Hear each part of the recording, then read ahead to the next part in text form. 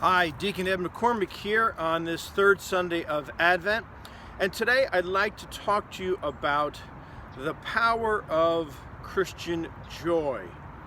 This week in the second reading from St. Paul in chapter 4 of Philippians, he calls the Christians in Philippi to celebrate, to rejoice in the Lord. And when we hear this, it can seem kind of odd because we have a lot of reasons not to be joyful and happy in our own day. Nonetheless, Paul insists that we rejoice in the Lord. And mind you, Paul is in prison when he's writing this, and the Philippians are being persecuted, and yet he still insists on having them rejoice in the Lord. Now, this kind of joy is not the kind of giddy, silly joy that we associate with young people. No, this is a mature kind of joy that can sustain you in difficult times. It's the kind of joy that comes from knowing the risen Jesus. And for St. Paul, nothing, absolutely nothing, was more important to him than knowing the risen Jesus and the power of his resurrection. Paul found great meaning and a sense of status in being an Israelite from the tribe of Benjamin. He bragged about being a Pharisee and how he was trained in Jerusalem by the great Rabbi Gamaliel. But when he encountered the risen Jesus, he realized that all of that which gave him meaning was meaningless compared to knowing Christ and the power of his resurrection and the new life that comes from Christ. And so, my friends, the way to get into the kind of Advent joy that Paul calls us to is by our getting to know Christ. You see, the Christian life is fundamentally about a person. It's personal and interpersonal. It's about our experiencing and knowing Jesus. This is not the kind of knowledge that would get you an A on a catechism test. No, this is a personal and interpersonal knowledge. When you know Christ, you start to experience his power, his new life, his freedom, his love. You suddenly notice that you start to have a capacity to relate to others in new ways. You can let go of grudges. You're able to forgive.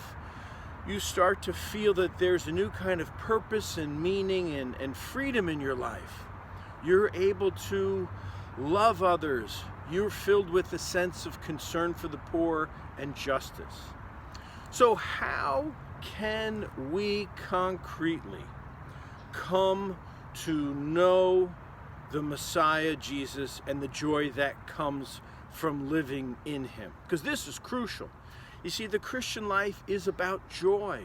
It is not about fear of sinning and going to hell. It's not this somber, boring thing. It's about joy. So how can we come to know Christ? Well, the good news is that Paul gives us a path to getting to know Christ. And here's what that path looks like. The first thing Paul says to us in this part of the letter to the Philippians is the following. He reminds us that the Lord is near. Now, I want you to let that sink in.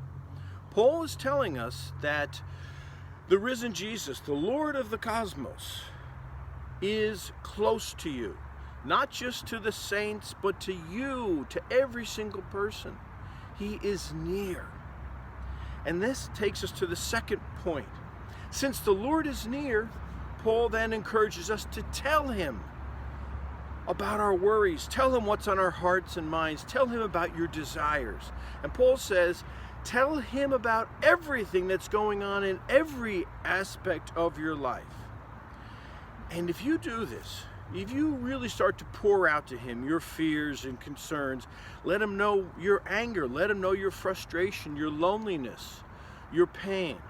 If you're this open to him, if you're this vulnerable, he will be able to come into your life and do amazing things. And this takes us to the third step in getting to know Christ. You see, if he is near, And if you're able to pour your heart out to him, Paul then says, give thanks to God. Give thanks for all the ways in which God the Creator has blessed you. Give thanks for another day, for sunlight, for that cup of coffee in the morning, for a good sleep, for friends and food and family, for school and a job. Give God thanks for all the ways that we take for granted, but in fact, God is blessing us every day with these gifts. And secondly, give thanks to Christ for the way he blesses us by pouring out God's life into our lives. Give thanks to the way that Christ has blessed you with God's love and power, by the grace of God, by the peace and joy that comes from knowing God. So give thanks for all these spiritual blessings that you've been given.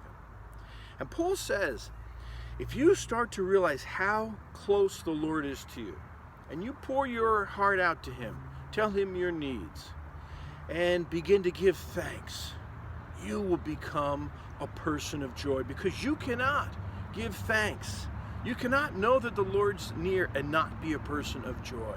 And when you do this, Paul says, the peace of Christ that exceeds all understanding will start to fill you and protect your heart and mind and change your relationships. And this is a lot. Paul's given us a lot to do here. So here's my suggestion for how to take this in. Each day this week, I want you to practice one of these. So tomorrow when you get up, first thing before you get out of bed, remember that the Lord is near to you. And let that be with you all day. All day, remember he is with you. Then the following day, because he's near to you, pour out your heart to him. Tell him your concerns and your joys and your hopes and fears. And then the following day, give thanks for all the good things you've been given. And by the end of the week, you will slowly discover a quiet spirit of joy and peace taking over your life. And you'll be drawn into the Advent spirit of joy that comes from knowing Jesus the King. Happy Advent, everybody.